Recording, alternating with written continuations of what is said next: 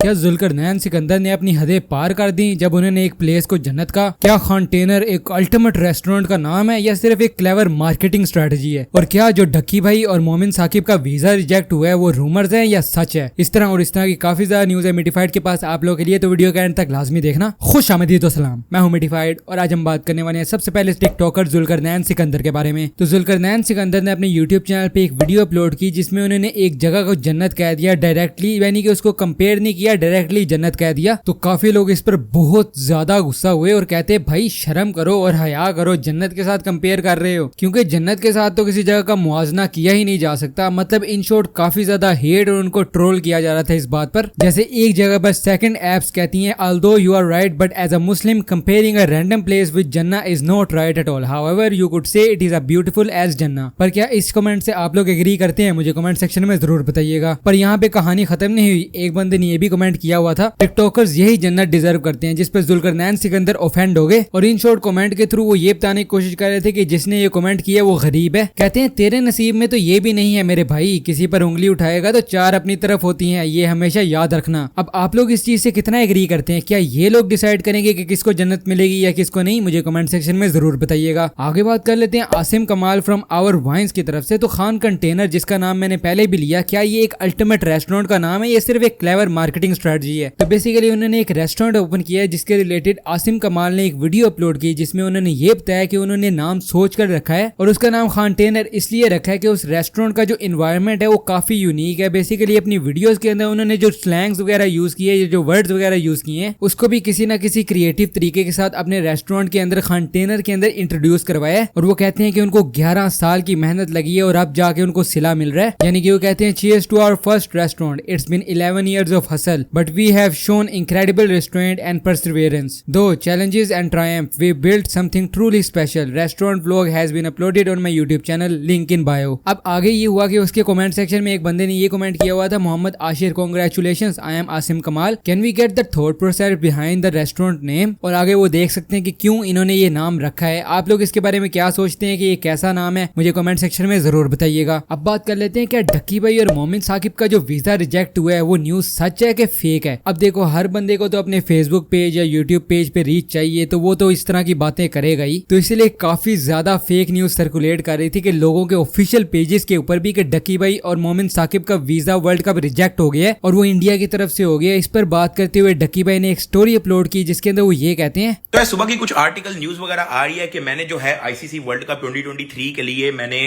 India का visa apply किया था और वो रिजेक्ट हो गया है। और वेरीफाइड जिनके आर्टिकल वालों के नाम के आगे ब्लू टिक मार्क लगा हुआ है, उन्होंने भी जो है न्यूज लगाई हुई है कि ढक्की भाई का जो है ना वीजा रिजेक्ट हो गया है। तो मुझे नहीं पता है कि ये वेरीफाइड आर्टिकल और ये न्यूज वालों के रिश्तेदार जो है इंडियन एम्बेसी बैठे होते हैं कि उनको पता है कि किसका वीजा रिजेक्ट हुआ है, किसका एक्सेप्ट हुआ है। तो भाई ऐसा कुछ नहीं हुआ, फेक न्यूज है ना। मैंने अभी रिजेक्ट तो दूर की बात, अप्लाई तक नहीं हुआ। तो मैंने कहा मैं वीडियो बना के क्लियर कर देता हूँ, ऐसा कुछ नहीं हुआ, फेक न्यूज है, सुबह की फैली है, मेरा दिमाग खराब हो गया भाई। उन्होंने उसके बाद एक ट्विटर पे ट्वीट भी किया जिसके अंदर वो कहते हैं, there are some rumours circulating that I applied for an Indian visa for ICC world cup 2023 and it got rejected. Please I know this is completely fake news. I never applied for any visa related to this event. Always check the facts before believing and spreading any false news. माफ करो भाई। और यहाँ पर दूसरे बंदे यानी कि मोमिन साकिब का भी जिक्र हुआ है, तो उन्होंने भी अपने ट्विटर पे एक ट्वीट किया जिसके अंदर वो ये कहते हैं, there is news circulating that my Indian visa got rejected. Just to clear the air, I haven't even applied yet. I had also like to take this opportunity to emphasize on the importance of fact checking and verifying the news from authentic sources before spreading misinformation. Thank you. Basically मोमिन साकिब मिटिफाइड की बात करना चाह रहे हैं, यानी कि अगर आप लोगों को वेरीफाइड चीज चाहिए तो आपको सिर्फ मिटिफाइड से मिलेगी। अब इस पर काफी ज्यादा यूट्यूबर्स ने रिप्लाई भी किए जिसपे मुबीनुल हक भी कहते हैं, नॉट इवन जुनेद एंड मोमिन applied for the visa but these rumours. और इसके अलावा एक नदीम नानी वाले का भी रिएक्शन है पर वो मैं आपको दिखा नहीं सकता, बट आई एम श्योर कि आप लोगों को समझ आ गई है। काफी ज्यादा यूट्यूबर्स के इस पर रिएक्शन आए थे कि ये फेक रूमर्स ही हैं। आप लोग इसके बारे में क्या कहते हैं कि अगर वीजा रिजेक्ट हो जाता तो ये होना चाहिए था, ये नहीं होना चाहिए था? मुझे कमेंट सेक्शन में जरूर बताइएगा। आगे बात कर लेते हैं सिद्ध रैपर वर्सेस राहीम परदेसी के बारे में। तो क्या फाइनली टाइम आ चुका है कि सिद्ध रैपर और राहीम परदेसी का जो सो कॉल्ड कंट्रोवर्सी चल रही थी वो फाइनली खत्म हो जाएगी? तो हुआ ये कि सिद्ध रैपर और राहीम परदेसी के बारे में मिटिफाइड ने आप लोगों को कवर करके बताया था और अब उसका फाइनल रिप्लाई राहीम परदेसी ने इंस्टाग्राम और टिकटॉक पे दिया, जिस वीडियो के अंदर ने कहा कि बंदे का पुत्र बन जा और मर्द बन जा। अब इस वीडियो का रिप्लाई ना करी और फिर मैं यही यही समझूंगा कि हमारे दरमियान सब कुछ खत्म हो चुका है। वीडियो की थोड़ी सी क्लिप मैं आप लोगों को दिखा देता हूँ। ਓਏ ਚਵਲੀਆਂ ਨਾ ਮਾਰ ਸਿੱਡ ਛਾਪਰ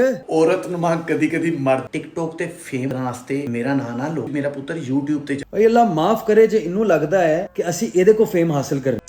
ਮੈਨੂੰ ਤਾਂ ਪਤਾ ਹੀ ਨਹੀਂ ਸੀ ਕਿ ਜਿਹੜਾ ਟਿਕਟੌਕ ਹੈਗਾ ਤੁਹਾਡੀ ਫੁੱਫੀ ਜੀ ਦਾ ਹੈਗਾ। ਉਹਨਾਂ ਸਾਡੀ ਕੀ ਜ਼ਰੂਰਤ ਹੈ, ਸੋਚਣਾ ਪਏਗਾ ਵੇ ਕਾਕਾ। ਉਂਗਲ ਕਰਨ ਤੋਂ ਪਹਿਲੇ ਵੇਖ ਲਈਦਾ ਹੁੰਦਾ ਹੈ ਕਿ ਮੈਂ ਕਿਹਨੂੰ ਉਂਗਲ ਕਰ। ਹੁਣ ਮੈਂ ਤੇ ਡੱਕੀ ਬਾਈ ਨੇ ਰੋਸਟਿੰਗ ਛੱਡ ਦਿੱਤੀ ਹੈ। ਇਹਦਾ ਮਤਲਬ ਇਹ ਨਹੀਂ ਹੈਗਾ ਕਿ ਅਸੀਂ ਰੋਸਟਿੰਗ ਭੁੱਲ ਗਏ ਹਾਂ, ਕਿਉਂਕਿ ਜਿੱਥੇ ਤੇਰੀ ਰੋਸਟਿੰਗ ਖਤਮ ਹੁੰਦੀ ਹੈ ਨਾ ਉੱਥੇ ਸਾਡੀ ਰੋਸਟਿੰਗ ਸ਼ੁਰੂ ਹੁੰਦੀ ਹੈ। ਤੇ ਪੰਗੇ ਨਾਲ ਹੈ ਫਿਰ ਤੂੰ ਕਹਿਣਾ ਨਸਰੀਨ ਬਾਈ ਨੇ ਮੇਰੀ ਚੀਖਾਂ ਕਢਾ ਦਿੱਤੀ, ਕਿ ਨਸਰੀਨ ਦੇ ਨਾ ਹਥਿਆਰ ਪੂਰੇ ਨੇ। ਕਾਕਾ ਬਾਜ਼ ਆ ਜਾ ਹੁਣ, ਜੇ ਤੂੰ ਸਮਝਦਾਰ ਹੈਗਾ ਹੁਣ ਤੂੰ ਵੀਡੀਓ ਨਹੀਂ ਪਾਏਗਾ, ਇੱਥੇ ਹੀ ਚੈप्टर क्लोज कर दे। चाइल्डिश बिहेवियर ना कर, मर्द बन। मरता हैगा ना तू। चलो जी नवा कट्टा खोल गया।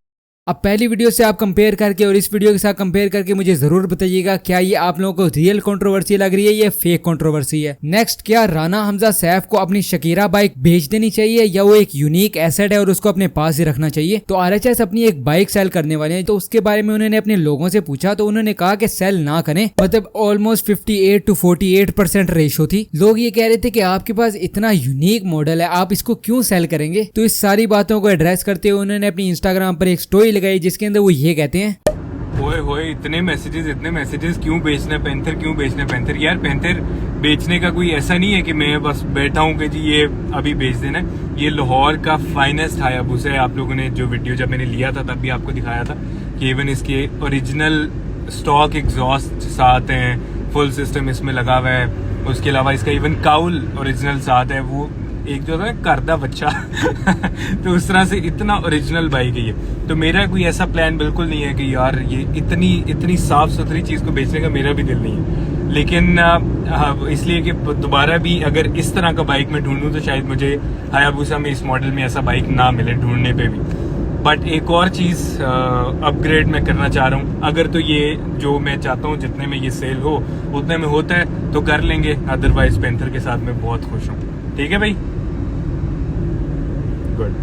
अगर आप लोग राना हमजा सैफ को फॉलो करते हैं तो क्या इनको ये बाइक बेचनी चाहिए या नहीं, मुझे कमेंट सेक्शन में जरूर बताइएगा। लास्टली पाकिस्तानी यूट्यूब कम्युनिटी में से बात कर लेते हैं बाबर आजम और पाकिस्तानी टीम इन जनरल के बारे में। तो आप लोग इस बारे में जानते हैं कि वर्ल्ड कप बहुत ही नजदीक है और पाकिस्तानी टीम जो है वो फाइनली इंडिया लैंड कर चुकी है। अब सवाल ये पैदा होता है क्या इंडिया में उनकी लैंडिंग कंट्रोवर्शियल हुई थी या फिर अच्छी हुई थी। तो काफी लोग ये फेक न्यूज फैला रहे थे कि वहाँ अच्छे से इस्तकबाल उनका नहीं होगा, पर उल्टा हुआ। काफी लोगों ने बाबर आजम और शाहीन अफरीदी के नारे लगाए और मोहम्मद रिजवान ने भी इस पे रिस्पॉन्स करते हुए कहा, amazing reception from the people here, everything was super smooth, looking forward for the next 1.5 months. सिर्फ यही नहीं, बाबर आजम का अपना रिएक्शन और शाहीन अफरीदी का अपना रिएक्शन भी है, वो भी मैं आप लोगों को दिखा देता हूँ। बाबर आजम कहते हैं overwhelmed with the love and support here in Hyderabad. आए शाहीन अफरीदी भी कहते हैं हैदराबाद इंडिया, ग्रेट वेलकम दस फार। अब बात कर लेते हैं थोड़ी सी एनिमे न्यूज के बारे में। तो that time I got reincarnated as a slime coleus dream. अब ये स्ट्रीमिंग इसकी शुरू हो रही है जापान में, तीनों एपिसोड्स नवंबर 1 से।